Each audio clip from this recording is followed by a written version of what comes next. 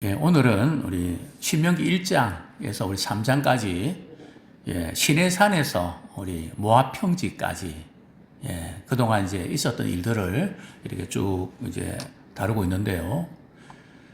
어제 제가 이제 이 PPT를 준비하면서 어제 것은 지우고 오늘 것을 이렇게 삽입을 했거든요. 그런데 이제 그걸 바꾸어 갖고 오늘 것을 지우고 어제 것을 그대로 뒀네요. 어쨌든 실수한 건데요. 저는 이 실수한 것을 통해서 영적인 교훈을 이렇게 발견하려고 애를 씁니다. 우리 인생은 말이죠.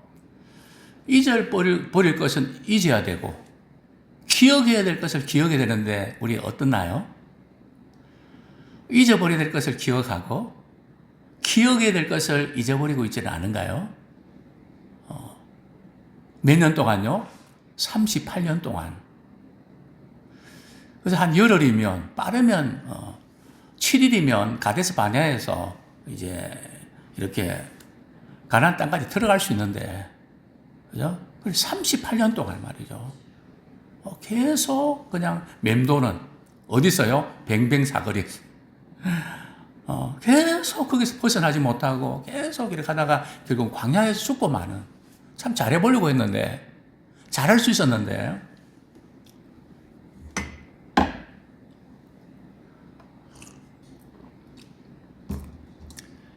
이것이 이제 신명기의 핵심인데요. 신명기가 뭘까요? 말 그대로 다시 설명한다는 거거든요. 시내산에서 출애굽 1세대들에게는 하나님의 주신 율법책, 명령, 계명들을 다 이렇게 선포를 했죠. 그러나 그때 아직도 어린아이들은 잘 못 알아듣잖아요. 선악을 분별하지 못하잖아요. 또 무지하잖아요. 또 그들 가운데 아직도 태어나지 않는 아이들도 있었거든요. 근데 오늘 이렇게 본문에서 이 대상은 누굴까요? 출애굽 1세대일까요? 출애굽 2세대일까요? 1세대란 말이죠. 출애굽 2세대죠. 1세대들은 광야에서 다 죽고 말았죠. 그죠? 그래서 광야에서 그들이 이제 죽었는데 말이죠. 몇 명이 죽었을까요? 여호수아 갈렙을 제외하고 남자들만 60만이잖아요. 그리고 그 사이에 이제 태어나고 막 그랬죠. 자, 그러면 뭐 아내까지 포함하고 그러면 적어도 100만 이상은 되잖아요. 그럼 100만 정도가 말이죠. 몇 년 동안 말이죠. 40년 동안에 이렇게 이제 죽어가는데, 물론 뭐 38년 이렇게 죽어가는데, 계산해 보니까 말이죠. 하루에 몇 명쯤 죽은지 아십니까? 거의 한 90명 정도가 매일 죽어갔단 말이죠. 물론 어떤 날은 많이 돌아가시고,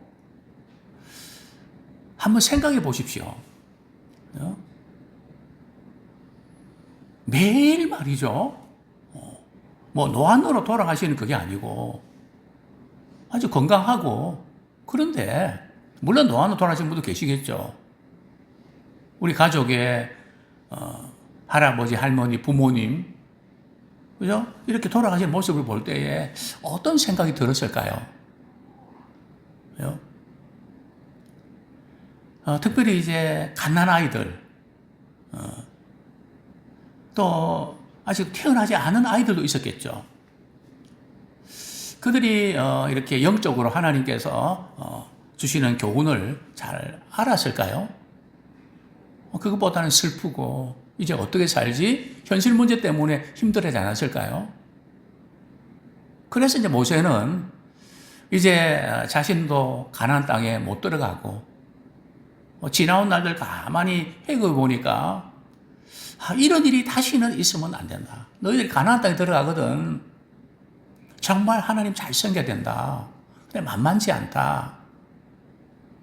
그러시면서 이제 그동안에 시내산에서 모압 평지에 오면서 그 스토리를 말이죠. 이렇게 이야기를 합니다. 이래서 우리가 넘어졌다. 그러면서 대표적으로 다루고 있는 그 사건이 뭡니까? 바로 가데스 바나의 사건을 말이죠. 이렇게 언급을 하죠. 가데스 바네아의 사건, 어떻게 보면 참 잘해보려고 했던 거거든요. 하나님께서는 너희들 가나안 땅에 들어가서 차지해라. 아주 간단하게 말이죠.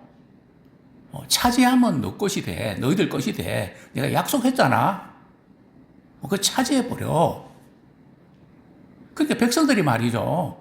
우리가 지금 아이들까지 합치면 엄청 많은 사람이 움직이는데 우리가 무슨 행사를 해도 우리가 답사가고 식당 알아보고 숙소 알아보고 교통편 알아보고 뭐가 필요한지 다 그냥 준비물 챙기고 우리가 이제 가족 수련회 갈 때도 그러지 않습니까? 배차도 하고 여러 가지 이렇게 점검해도 이제 또 상황이 바뀌는데 이 대군이 말이죠. 많은 사람들이 움직일 때 우리가 미리 탑사팀 보내서 정탐꾼을 보내서 우리가 잘 알아보고 우리가 가면 어떨까요? 그러니까 모세가 그 좋은 생각이야.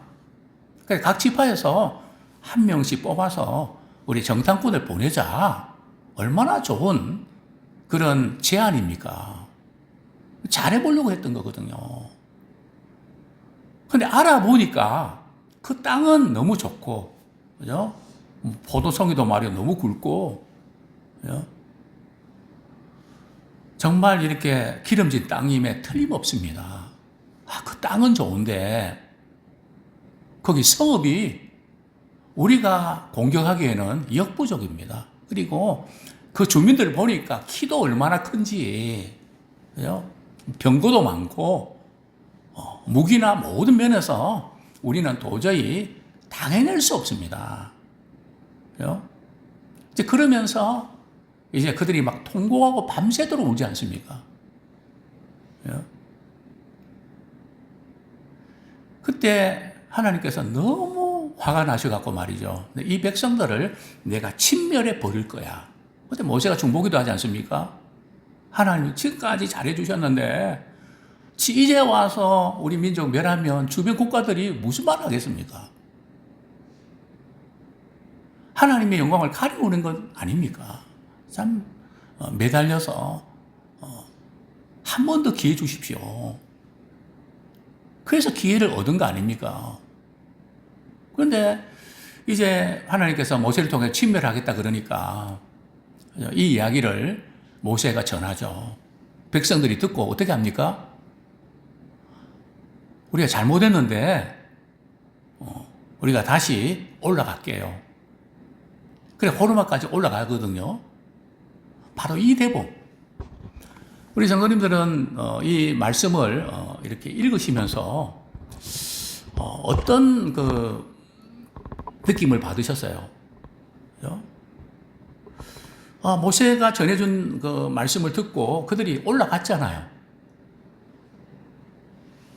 저는 이런 생각을 했습니다. 한 번 더 참아주시지. 그죠? 한 번 더 기회를 주시지. 그죠? 이게 하나님의 데드라인이었어요. 하나님 모든 것 다 용서해 주시고 기다려 주시지만 때가 있다는 거죠. 더 이상은 안 되는 때가 있다는 거죠. 저는 그것을 하나님의 데드라인이라고 표현합니다. 그걸 우리 정확히 알 수 없죠. 오랫동안 참고 기다린 분은 맞는데 그러나 더 이상 기회를 우리가 잡을 수 없는 그때가 온다는 거죠. 저는 이 말씀을 읽을 때 하나님 그동안 광야에서 그렇게 고생하고 참 이런 거 하나님 다 그들 알지 않습니까? 한 번 더 기회 주시면 되지 않겠습니까? 모세도 말이죠. 다시 한번 부탁하잖아요. 너 그거 못 들어가. 하나님 한 번 더 기회 주십시오. 안 돼. 다시 그 말 하지 마. 끝난 거야. 그죠? 저는 이 모세 입장에서 볼 때도 너무 아쉬운 거 있죠. 모세가 얼마나 수고했습니까? 그죠? 다른 사람 몰라도 모세만큼은 그래. 참, 네 마음 알고. 또 모세도 말이죠. 못 돌아가는 이유를 누구 탓으로 돌립니까? 너희 때문에. 이 말에는 아주 가슴 아픈 부분들 많이 오래 참고 그 하나님 멸하시겠다는 거 중보기도 하면서 어쨌든 기회 얻어내고 이랬는데 어떻게 너희들이 그럴 수가 있냐. 그죠? 절규하면서 참 모세 같은 그런 지도자, 그죠? 어떻게 참았을까? 그죠? 참 쉽지 않은 그런 과정. 자, 여기서 우리가 이제 좀 발견할 수 있는 몇 가지 교훈은 말이죠. 첫 번째는 오늘날 우리 시대에 모든 것이 젊어지고 새로워지고, 그죠? 뭐 우리 기계 사용하는 거, 저도 사실은 컴퓨터 나올 때부터 전세금 털어서 컴퓨터 사고, 뭐 저 딴에는 조금 한다고 하지만 이게 뭐 젊은 사람들 하는 거는 이게 비교가 안 되죠, 그죠? 모든 것이 새로워지고 나이 드신 분이 따라가기는 정말 힘든, 뭐 식당에 가도 주문도 제가 하기 어렵잖아요. 키워스로 다 하는데 뭐 메뉴 말이죠, 뭐 누르고 뭐 카드 넣으세요 뭐 하고 말이죠. 그 젊은 사람이 도와주고, 우리는 그런 부분에 참 불편하고 힘듭니다. 그죠? 그러나 모세가 왜 그 출애굽 2세대들에게 말이죠, 과거 역사를 이야기하면서 너희 조상들이 왜 광야 38년 동안에 고생하다가 가나안 땅에 못 들어간지 아냐. 그 교훈을 삼아서 너희들은 그곳에 가서 하나님 주신 명령에 순종하면서 복을 누리며 행복하게 살아야 된다. 그죠? 모세는 어떻게 보면 유언과 같은 설교 아닙니까? 이제는 곧 죽을 텐데, 그죠? 피를 토하는 설교 아닙니까? 그죠? 그러나 출애굽 2세대들이 말이죠, 시간이 지나고 보니까 모세 그 설교를 따라서 말씀에 순종하면서 그 땅을 차지하고 잘 누렸던가요? 아니잖아요. 이 점에서 우리는 믿음의 유산을 잘 계승도 해야 되고, 또 우리 젊은이들은 부모님들이 겪었던 그 실수들, 잘못들, 나는 그랬지만 너희들은 그러면 안 된다. 그런 마음으로 한마디 던져주는 그 모든 부분들을 내가 경험해보고 고치기에는 너무 시간이 빠르게 지나가고, 내가 경험하지 않아도 살아온 그 경험을 통해서 교훈을 발견해서 내 것으로 삼아버리면 지혜로운 인생을 살 수 있다는 거죠. 그래서 우리는 구세대, 신세대, 우리가 구분하지 말고 누구를 통해서든지 배울 것이 참 많은 거 배웁니다. 그죠? 저는 우리 감목사님 통해서 많이 배웁니다. 그죠? 많이 깨닫습니다. 그죠? 나이 드신 분이라고 해서 다 잘 안 하나요? 그렇지 않거든요. 잘하는 것도 있고 못하는 것도 있고, 또 젊은이라고 해서 다 잘하나요? 그렇지 않거든요. 그래서 우리는 역사를 통해서 하나님 주신 교훈들을 발견해서 내 것으로 삼아가는 자 되기 원합니다. 자, 두 번째는 말이죠, 우리가 어떤 일을 잘하려고, 가데스 바네아 사건이 잘하려고 했던 건데, 그죠? 결국은 의논하고 답사하고 모든 과정들이 말씀에 순종하는 쪽으로 가지 않고 말씀에 불순종하는 쪽으로 가면 안 된다는 거죠. 우리가 가정에서도 어떤 일을 서로 부부가 이야기하고 부모와 자녀가 이야기할 때에 뭐 잘해보려고 하는 것밖에 뭐가 있습니까? 서로 생각이 다르고 입장이 다를 뿐이지. 그러나 그 모든 과정 속에서 결론이 말이죠, 하나님의 말씀에 순종하는 편으로 가는 자 되기를 소원합니다.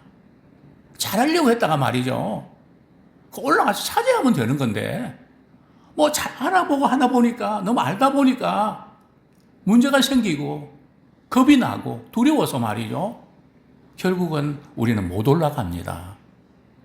말씀에 불순종을 하지 않고. 그래서 제가 그런 말씀 드렸죠. 교회 회의는 하자 말자는 쪽에 시간을 많이 쓰시면 안 된다. 그죠? 물론 그것이 중요하지 않다는 거 아닙니다. 우리의 중요한 것은 그것을 하나님 기뻐하시는가, 교회에 유익이 되는가, 성도들에게 유익이 되는가? 우리 하나님의 말씀이 어떠한가? 돈이 있든지 상황이 어떻든지 우리는 하나님 말씀하셨으면 믿음으로 올라가 차지하면 되거든요.